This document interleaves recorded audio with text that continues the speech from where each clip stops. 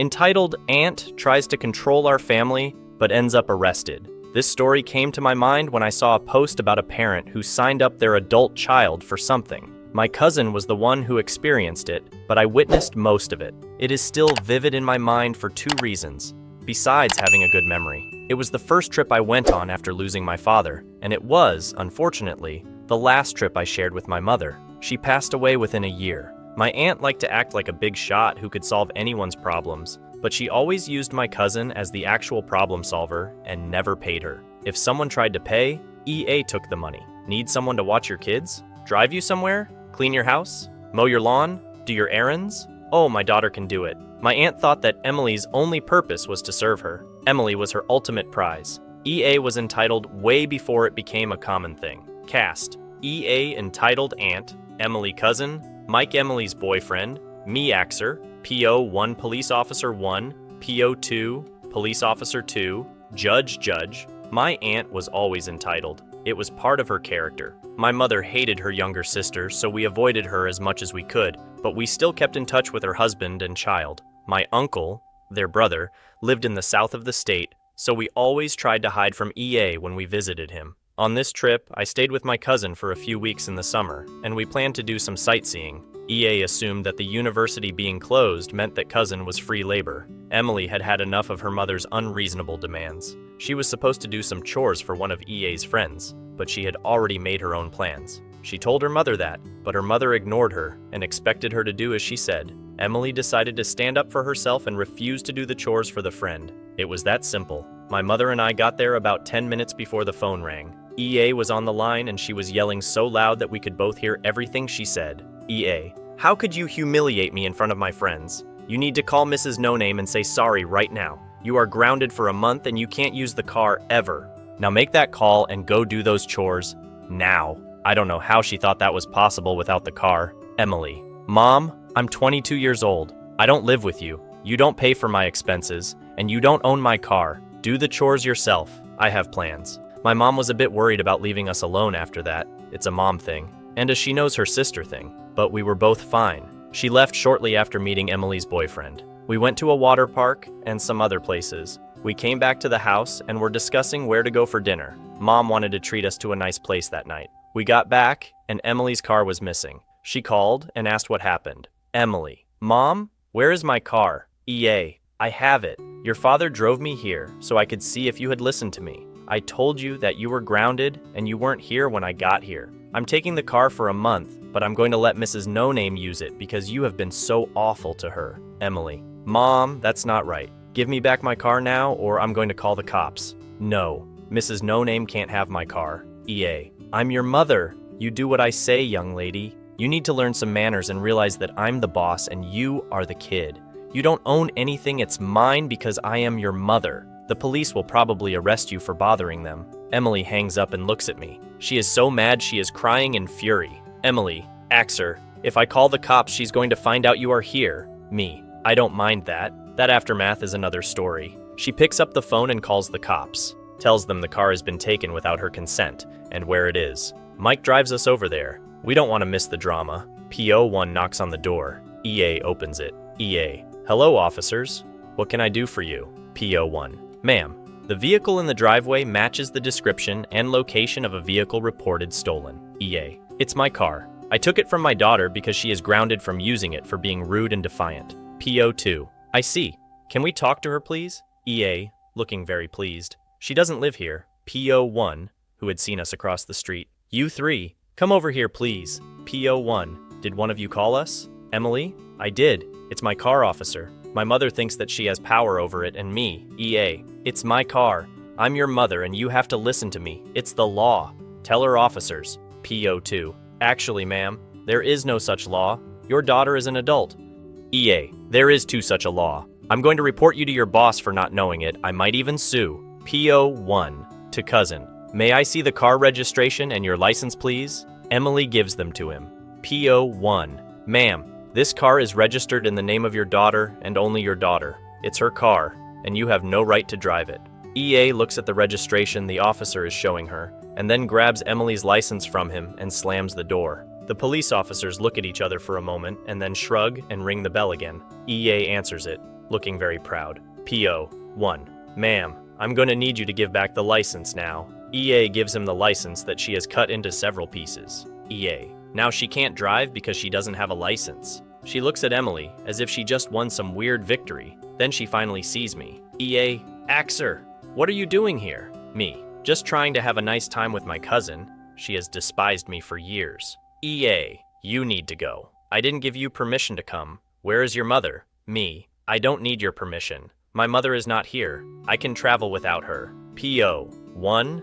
Ma'am, you are under arrest for destruction of government property. Apparently cutting up a valid license is a crime in some places. Who knew? And grand theft of this car. EA. You can't arrest me. I'm her mother. I have rights. PO 2. Yes, you do. He then reads them to her. The officer tells us that he was going to let her off with a ticket until she destroyed the license. Then she would have only had to go to court and pay a fine. This was a much bigger problem. Emily went into the house to tell her father what was going on. We all talked for a while until the phone rang. It was EA telling him to call their lawyer. We left. I drove the car back to Emily's and took her to get a new license the next day. The lawyer hired by my uncle apparently didn't know my aunt, and he came to the first hearing, a week later, to try and get it dropped. It seemed to be working at first. EA lawyer. Your Honor, this is a family issue. It's just a case of a mother punishing her child and the child calling the cops because her mother grounded her from using the car. Judge. So, she got angry and called the cops, and she, not knowing that it was a crime to cut up the license, did that. EA lawyer. Yes, Your Honor, that's about it. Judge. Prosecutor. Don't you have anything better to do today? Prosecutor. No, Your Honor, I don't. I think this is very important. When a 22-year-old woman has her car taken, it doesn't matter who took it. She has just as much of a right to justice as someone who has their car taken by a stranger. Judge. 22? The victim is 22? Prosecutor. Yes, Your Honor. The victim is a 22-year-old woman who is the only owner of the vehicle in question. Her mother got mad at her daughter. She then went to her daughter's house, took her car, and later cut up her license. EA lawyer. Your Honor, I didn't know the age or living situation of the victim. I thought the child was a minor who lives with her parents. EA was sitting there still looking happy. Her lawyer was sweating a lot. Judge. EA, do you know that these are very serious charges? And if you are found guilty, you could go to jail for up to 8 years? EA. For what? I have the right to punish my child as I want. She didn't listen to me. She will learn her lesson now. Judge. No, you don't. You have the right to punish your child within the limits of the law. You have gone beyond that. You took your daughter's car. EA. I'm her mother, it's my right. It's not really taking because she is my child and her stuff belongs to me by law. Judge. Where did you study law? EA. I didn't. Judge. Then let me be the first to tell you that your child is a legal adult. Period. You have no right to anything of hers without her saying yes. Period. You may not take her car without her saying yes. Period. You may not go into her house without her saying yes. Period. Do you get that? EA. You have no clue what you're saying. I'm her mom. That makes me the boss. Judge. No, ma'am. I'm the boss. This case will go to trial. I returned home a week after. EA finally accepted a deal where she got 2 years of supervision and had to attend parenting courses. The parenting courses were Mike's suggestion, and the lawyer liked it a lot. We cracked up over that because my cousin had no siblings. Emily and Mike tied the knot a year after and left that place for good. This happened about 30 years ago. EA insisted until she died that the judges, there were 5 for different meetings, were clueless, and she was right. Crazy aunt attempts to get me jailed for murder. Victim disagrees. This all occurred about 30 years ago. It's all long gone, along with the crazy aunt. If you watch TV shows from the 70s and 80s, you will see strange things. People smoking at work, on planes, even in hospitals. Telephones have wires. At a police station, there are no computers on the desks, and everyone is smoking. Things have improved a lot since then. That includes mental health practices and police methods. Please remember that. Caller ID had not been created, there were no common mobile phones, and the ones that existed were for the very rich and had limited use due to technology. It usually took a week to get your photos back, and there were no selfies. Wearing a seatbelt was not required, as were child safety seats. Car windows had to be manually lowered. It was a different world. These events happened a long time ago. Several people have inquired about the consequences I mentioned in my post about my entitled crazy aunt. Crazy aunt tries to have me arrested for murder. Victim isn't dead. Aunt paid a $500 U.S. bond and had to show up in court the next week for the first hearing, as her lawyer was going to try to get it dismissed. Just to explain, the lawyer in question talked only to my aunt and had only her side of the story. Despite what you may see on TV, that is usually how it works. Most lawyers don't research things themselves and go off of what their client says and any official papers given by the other side, in this case, the state. Anyway, this is what happened starting the day after that arrest and leading up to that hearing. The next day was a total disaster, to put it lightly. Even though my cousin Emily had a note from the officer from the night before saying that she had a valid license, and to call it in, if needed, we decided to have me drive to the license office to get a new one. It only took a few minutes and we were on our way to the museum. We were both a bit anxious because my aunt hadn't called or anything, and her silence was something to be scared of. We left the museum to get some lunch, and my cousin went to the bathroom while I waited at the kiosk. As I'm standing there, a police officer comes up to me. There are 3 others hanging around, looking very out of place in that area. You know, the fake, I'm supposed to be here and need to look fake busy behavior. The officer asked me for identification, and as I go to get my license out for him, I asked him what was happening and why he needed to see it. Me: "Sure, officer, let me get it. What's happening?" P.O. "I have a report that you are a runaway in danger involved in the smuggling of drugs." I froze and looked at the officer. He was not joking. I started laughing. He was not happy. My cousin came up to us. Me: "I don't suppose the name of the person who gave you the tip is Crazy Aunt?"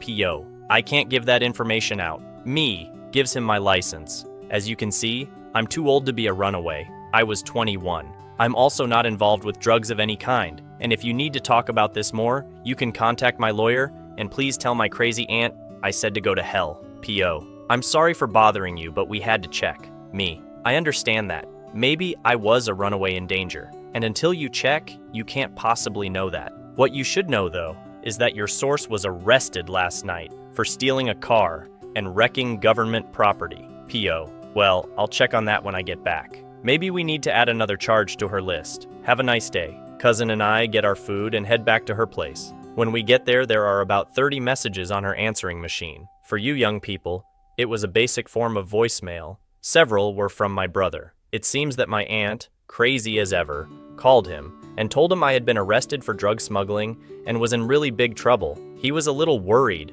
I called him back and told him everything. Thankfully, he hadn't booked a flight to get to me, so CA failed on that front. I told him our plans for the night and he told me to be very careful around my aunt. I told him not to worry, I'd be fine. The other messages were from Crazy Aunt to me, telling me to go, saying that I'm not allowed by law to visit that state without her consent or without being with a parent or legal guardian. The world was a weird place in her head, and she was going to have me arrested if I didn't go. Of course, she blamed me for her arrest the previous night. Emily and I went out for dinner and to join the concerts in the park series that was happening that week, and I had the feeling I was being followed. I was trying to locate where my crazy aunt was in the crowd when Emily said, softly, "Straight ahead, 3 o'clock. Yep, there she was. Unlike everyone else who was facing the band, she was staring at us, just staring. We decided to end the evening early and went home. I like weird, but that was creepy. About an hour later, there was a pounding on the door. It was the police. Again, we let them in. They had a tip that it was a drug house and asked if we cared if they searched it. Of course we cared. We asked if they had a warrant and suddenly my crazy aunt shows up. P.O. "Ma'am, you can't be here right now." C.A. "My daughter lives here." P.O. "I'm sorry, ma'am. You still will have to wait outside." Me: "So, you gave them another fake tip?" C.A. "No. I told you that you would be arrested and I was right. If you aren't hiding drugs, then why do you care if there is a warrant? Answer me that." Me: "Because privacy is important to us as citizens in a free country." P.O. "Ma'am, no one is being arrested. We were following up on a tip, and apparently you are the one that made the claim." C.A. "Arrest her. She isn't supposed to be here." P.O. "Why not?" C.A. "Because she doesn't have my consent to be here. I've told her specifically that she is not allowed to visit my daughter without my consent." P.O. "Do you own this property?" C.A. "No. My daughter lives here, so it's my home too." Emily: "No, it's not your home. I invited Axer here now, please leave us alone." C.A. "She doesn't have my consent to even be in this state." P.O. "Your consent is not required to visit this state or even this person. They are both adults." Me: "Officers, this woman has now made 2 false accusations against me, harassed me, and threatened me. Is there any chance you can arrest her?" Lose her paperwork for about 10 days? By then I'll be home. CA, they can't do that. I have every right to keep you away. Besides, I have to be in court next week because of you. PO, why does she have to be in court? Emily, because she stole my car and ripped up my license yesterday. PO, that was her? I heard about that at the station this morning. Me, what are my options? PO, I'm sorry, but we can't lose her paperwork, though I certainly empathize with you. You can, however, press charges against her if you like. It would get her out of your hair until morning at least. Me, I'll take it. I filled out the form and she was arrested again. This time she paid $1,000 and was freed. Because the police clearly don't get the law and how she is right, she goes back to trying to bother me and control Emily. The problem was that now she couldn't locate us. While she was busy being arrested and bailing out, I talked to my mom and her brother and sister-in-law. Mom got us a hotel suite booked under the maiden name of my good aunt. Emily and I packed up and moved to the hotel. 4 days later, there is a bang on the hotel room door. I answer it to find the police there. This was different. 2 were in uniform and 2 were in plain clothes. Detectives. Oh boy, I sighed.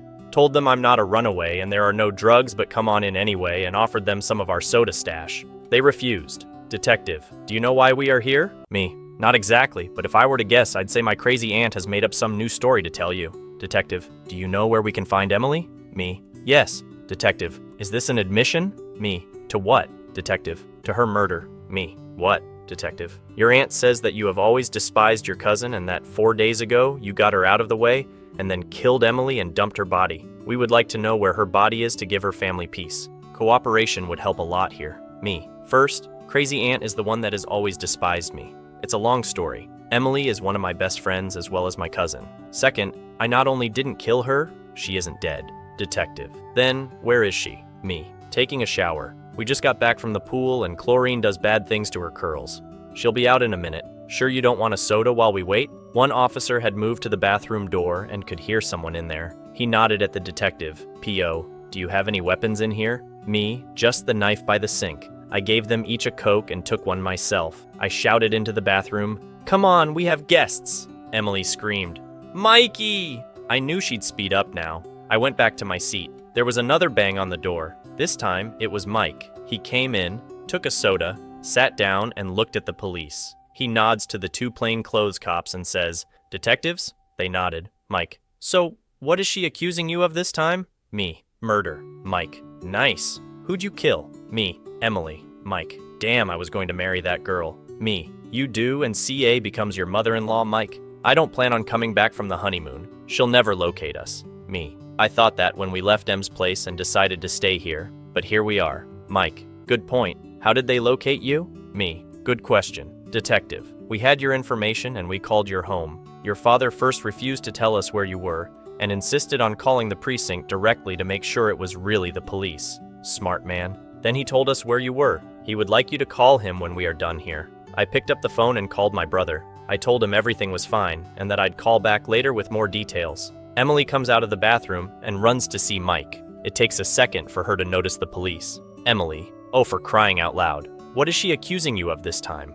Me, "Murder." Emily, "Wow, she's going all out here. Who'd she say you killed, Lincoln?" Me, "You." Emily, "Me? But I'm not dead." Detective, "May we see some identification?" Emily gave it to him and we told them the whole story. The officers just shook their heads. Detective, "We will let her know that you are alive and that you will contact her when you want to. We will not reveal your location to her." Me, "So she gets away with more bother?" Detective, "I'm afraid so. The truth is that we can't prove that there was evil intent here, even though there was. When neither she or anyone else that knows Emily had seen or heard from her, in days she can make the case that she reasonably assumed that Emily was in trouble. You were the last person known to be with her, so you are the logical suspect." Me, "Well, thanks for not coming in with guns firing." Detective, "We only do that on television. Randomly shooting up hotel rooms makes lots of paperwork, and we hate paperwork. Try and enjoy the rest of your visit here." Me, "Oh, I will. She goes to court in a few days for car theft, and I wouldn't miss that for anything. The very long history of the crazy entitled aunt. The 2 things most people wanted to know from my first post is what the fallout from my visit was and why my crazy aunt always hated me. That's it in a nutshell. To be fair, she also hated my brothers, but not as much. She hates my oldest brother because he's a copy of our father. They look like twins born 30 years apart. My younger brother she hated because he's 6'3", Nordic-looking blonde and didn't take her crap, but did it in a casual manner. As though she was a bug, he was flicking away. For years, I actually thought my sister-in-law was my sister. How was I supposed to know? There was a girl about the age of my brothers living in the house and calling our parents Mom and Dad. CA hated her because not only would she not take any crap, but she would push it down your throat until you gagged on it. I should probably mention that my brothers are 18 and 20 years older than I am. The oldest one married at 18 and went into the military. His wife stayed with us often to get her university education. The key here is that she hates anyone who dares to challenge her. My mother was one of 7 kids, not uncommon back in the pre-birth control days, and was 3 years older than CA. Good uncle is 2 years younger than CA. By the time I come into the picture, the other siblings had moved away, and mostly written CA off and out of their lives. The briefest version of this goes back to when CA was a very small girl and had this vision of herself and what she would be. She also thought she should have been named Emily. Yeah, that made everyone pause when she added that name to her newborn daughter. Understand, California was born in the 1930s. She still expected to be tall, slim, blonde, and smart. She would have fit in well with Hitler. Instead, she was short, 4'11", had dark hair, and it was quite lovely. My mom and older aunt had it as well, a tendency to gain weight in the middle, and was just normal in intelligence. She also lacked the drive necessary to achieve the high goals she had in mind. But then, it was just supposed to happen, and she wasn't supposed to actually have to work for it. When she didn't study for a test and got a bad grade, she threw a tantrum because she was always supposed to get top scores without doing anything for them. She was practicing manifesting abundance decades before The Secret. The smartest person in the world who lacks drive will not do as well as an average person with a lot of drive. She never learned that. She had what we in this sub would call typical entitled kid syndrome, but there was nothing external feeding it. No one gave in to her demands, and she still got worse over time. She had this idea in her head of how things were supposed to be, but the rest of the world wasn't cooperating. She was so hard to live with that her first husband, Emily's biological father, finally had to go. No one in her family blamed him at all. Luckily, she met a gentle man that made Emily a great father. That poor sucker married her mostly, I think, to help Emily. At one point, in the 1970s, California went back to school and tried to become, wait for it, a psychologist. She didn't make it into the grad school program and instead became an MSW, Masters in Social Work. Let that sink in for a minute. Emily is exactly 11 months older than I am. She is also the first girl born in our generation. All of my mother's other siblings had boys, lots and lots of boys. Then Emily. For 11 glorious months, CA had done something none of them had done and had a girl. Then I took that title away from her. I also had the nerve to be born 6 weeks early, and with double pneumonia. Back then, either of those things should have killed me. Having both required a miracle, and we got it. My mother had an amazing doctor who managed to save us both. CA was busy planning the epic first birthday party for Emily. What was everyone in the family doing when they should be talking about Emily and her party? They were talking about me and my mother. They were all checking with each other to see if anyone had any news. At one point, California called my father and told him that, in her professional opinion, she's a social worker, it would be better to let it die because you already have 2 kids and you don't want to be stuck with a sick and mentally retarded baby. My father told her that they had 3 kids and then stopped taking her calls. She stopped calling because he would answer, hear her voice, then hang up. My brother and sister-in-law, married to my other brother who was in the military, did the same thing. For you young people, back in the day you often had to pay for each call you made from your landline, and those calls were listed each month on your bill. Local calls were charged at a different rate than long distance. Long distance was anything outside of your zone. Many places also charged a per-minute fee as well. A common television trope was Dad yelling about the phone bill. The Brady Bunch even put in a payphone in one episode. This was a big deal. Trust me, there was only one weird lasting impact on me from my birth, a heightened sensitivity to sweets. For that reason, I don't usually like things with sugar. This plays in later. The other lasting impact, not really a problem, was a tendency to develop asthma if I were to one day take up smoking. So, I didn't. CA rarely visited because she was a 2-pack-a-day smoker and no one was allowed to smoke in our home. it really wouldn't have been a problem, no more than I would be exposed, but it kept her away, so we went with it. I saw CA only occasionally during my early childhood, mostly at family gatherings when we were in the US. The thing I remember most about them is never being left alone. No matter when I looked up, my father, brothers, mother, or sister-in-law was there. They never left me alone because the first visit we had that I can remember, she scared my brother. He describes the way she looked at me, and then at Emily was as though she wanted to peel off my skin and switch it with Emily. Most of her comments revolved around how I was too skinny, too pale, and too short. She was always trying to get me to eat candy. I never would. Not just because I didn't like it, but because my brother told me never to eat or drink anything she gave me. She said I was spoiled. When discussing this sub with Louis yesterday, he told me that he had nightmares for years, where she showed up for a visit and was wearing my skin.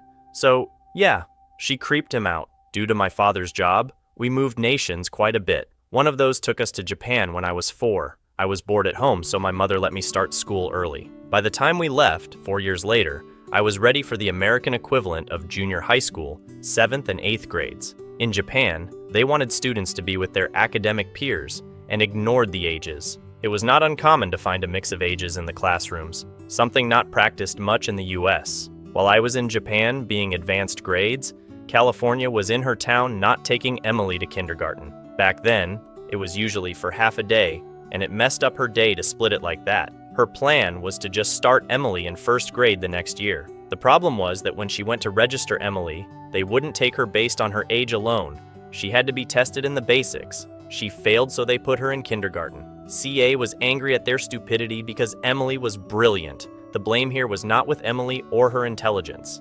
It had to do with her never having been exposed to necessary material. She couldn't even sing the alphabet song or tie her shoes. She was just supposed to know these things somehow. Well, CA couldn't be bothered, so stepdaddy worked with her and took over school duties. She did great then, but was a year behind her age peers. They had a gifted program that started in the 3rd grade. CA demanded Emily be put into it. The school said no because it was too much for her. CA threw such a tantrum that the school gave in. Emily failed and had to repeat the 3rd grade.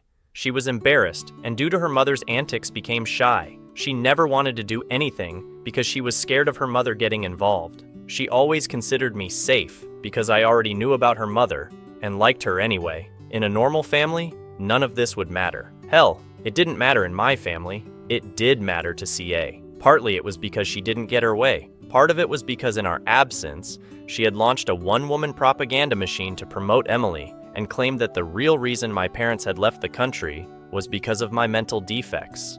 By this time, the only people in the family that spoke to her for more than a death notification were 2 elderly great aunts who thought CA was a hoot, my mother and their younger brother. Everyone in the family knew what she was like. So really, it didn't matter, but it did. So much so that no one ever mentioned me and academics, ever. It was best for everyone if she believed that Emily was the smartest kid ever. The next time we saw her, I was 12. California went on and on about how gifted Emily was and how she was the top student and so popular, blah blah blah. It sounded like a press release. Emily just smiled and nodded. When she finished with that, she broke into her litany of how short and skinny and pale I was. She told my parents that, in her professional opinion, did I mention that she's a social worker? I showed all the signs of anorexia and bulimia. They were getting attention in the news at the time. I never had either. Never saw the point. We all just smiled and nodded. It was a short visit.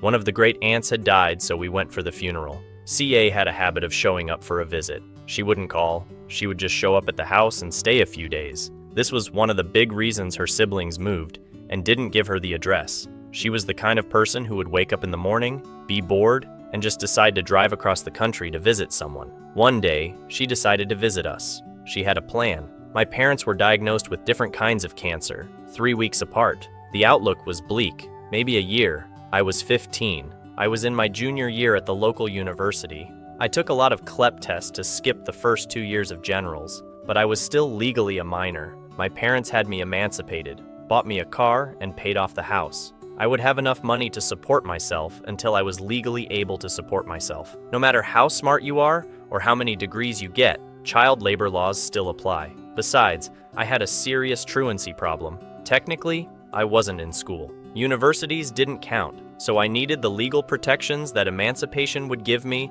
until I was old enough to drop out of high school. I actually still had to do that. A weird story for another time. The younger of my two brothers, Louis, was divorced and had custody of his girls. They lived close to us. I was set to be as okay as a 15-year-old can be when faced with the possibility of losing both her parents within the next few months. Financially, I was fine. Logistically, I was fine. Emotionally, I was a mess desperately trying to keep it together. I remember the day so well because it was a terrible day all around. It was mid-August. By 7 a.m., it was 90 degrees. It was very humid. I had gone to register for my fall classes and pick up my books. Anyone who attended a major university in the late 80s and early 90s probably remembers the nightmare that was registration and book buying. It was hours of waiting in lines only to be told classes were full or canceled, spending hundreds on a single textbook that you would probably never use and certainly never be able to sell. Add to that the problems with traffic and parking, and I was not in a good mood when I got home and carried all that crap into my room. I was hot, sweaty, and tired. I wanted a shower, some food, and the air conditioning set to popsicle. I took a quick shower and redressed. When I opened my bathroom door, my young niece was sitting there looking annoyed. She was 5, and annoyance was unusual for her. Mostly it involved her 3-year-old sister, me. Hey, Nikki, what did Annie do? Nikki, nothing. Me. Then why do you look annoyed? Nikki, Grammy wants you in the kitchen. There are strange people there. I don't like the lady. Me. Why not? Nikki, I don't know. I just don't. Grammy doesn't either. She's using her too nice voice. Me. Who is it? Nikki. She says her name is CA. Me. Crap. Nikki. Now you look like I feel. Can I stay in here? Me. Yes. Keep your sister in here with you. If you leave, I want you and your sister to stay where I can see you. Nikki. Okay. I went out and sure enough I see Emily in the back of CA's head. CA turns and her jaw drops. Like my brothers, I waited until I was 13 to really start growing. I ended up at 5'10". Growing pains are a real thing, by the way. My father is looking very amused. I was still thin and pale, long blonde hair. Blame my father. His ancestors were from Northern Europe. Mom. How was registration? Me. About what I expected. I got everything I needed and most of what I wanted. CA. Were you registering for school today? Seems a bit early? Did Louis take you? Me. Yes, and it's not really early. I drove my car. What brings you here? CA. Well, I heard about your parents and I came up with the perfect solution. You're too young to drive. Me. You found a cure for all forms of cancer? Awesome. I have a license. CA. No, I mean to your problem. I don't approve of young people driving. It gives them naughty ideas. Me. My problem is that my parents have cancer. Cure that and you solve my problem. I don't care what you think about driving. CA. No. I have a solution for what to do after they are gone. Don't sass me. Me. So you can't cure cancer, but you can resurrect the dead? I was going to nominate you for a Nobel. Instead, I'll call the Vatican. Don't tell me how to behave. CA. Don't be sarcastic with adults. Your mother raised you better than that. Dad. I helped. CA. That explains it. Dad. Thank you. Me. So what is your grand plan? CA. You will of course come and live with us. Me. You have got to be joking? CA. I'm not. You can go to school with Emily. You will probably not be in classes as advanced, but I'm sure you will do fine. Me? No. CA. This matter has been decided, and the adults will make the decision. Me. For starters, I have an older brother who I could live with if that were a problem. 2 of them, actually. I also have a house to live in and a car. I have plenty of money and I'm not going anywhere. If I were going to live with an aunt and uncle, it would be good aunt and good uncle who already made the offer. By the way, I'm legally an adult. Most importantly, your opinion on this matter doesn't count. CA. No, you aren't. You are a year younger than Emily. I will sell the car. I don't believe in allowing children to drive. I'm the adult here. Me. I was emancipated. The car is in my name, so you can't sell it. My parents are also adults. As am I. You are not a part of this. Stay out of it. CA. Yes, I can. I'm the adult in charge of you. Dad. We aren't dead yet. Mom. You have our answer. Me. You will never be in charge of me. You cannot control me. I'm not Emily. Nikki. If she is going to live with anyone, it would be with me. She's mine. She has always claimed ownership of me, told her sister to get her own aunt. CA. We have better schools, and you will even be able to go to Name University if you can get in. Me. I go to different name now. CA. You're 15. Me. Thank you for pointing out the obvious. By the way, Namehead hunted me, and I turned them down. I told them I didn't want to live that close to my crazy aunt. Now things are difficult enough for us all emotionally without your insanity. Please leave us alone. You can't have me.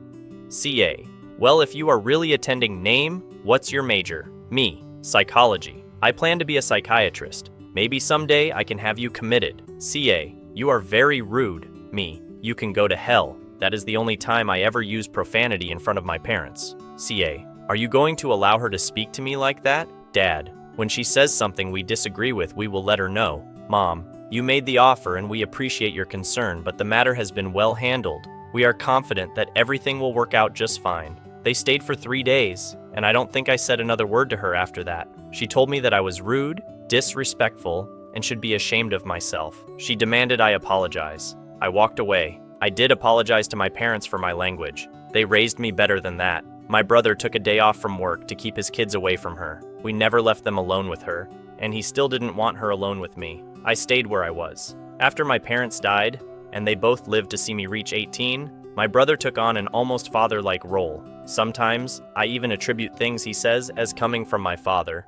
Kind of a mental slip, if you will. The really funny thing is that he sometimes forgets and refers to me as the sister to one of his daughters. So, I'm okay. You never get over losing people you love, but you go on. There is really no other choice. Emily is also great. Happily married to Mike. 2 great kids. CA is dead, but her long-suffering husband lives on with Emily and her family. We don't talk about her mother. I'm sorry this was so long, but many of you asked for the history, and there really isn't a way to shorten it without the details. A glib, I'm everything she wanted to be, sounds not only arrogant, but doesn't really explain it. To those of you who have wondered if she was mentally ill, the answer is most certainly a yes. What qualifies as mentally ill now is not the same as back then. She was termed difficult, and her behavior generally passed off as such. She was 63 when she died. There was no funeral or memorial service. She was cremated and her ashes dumped in the nearest ocean. She was terrified of water and never learned to swim.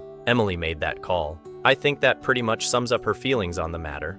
Mostly I posted this because sometimes entitled people, parents just happen. Over time, our live and let live society has begun to breed more of them, partly because the rest of us give in to them. It's often easier. Sometimes, just sometimes, they burst spontaneously out of the ether. Emily suffered as a result of it, and I think that is why she didn't become an entitled kid or become an entitled parent herself. There was so much pain that she didn't want to do that to her children. The real happy ending here is that the entitlement died with CA.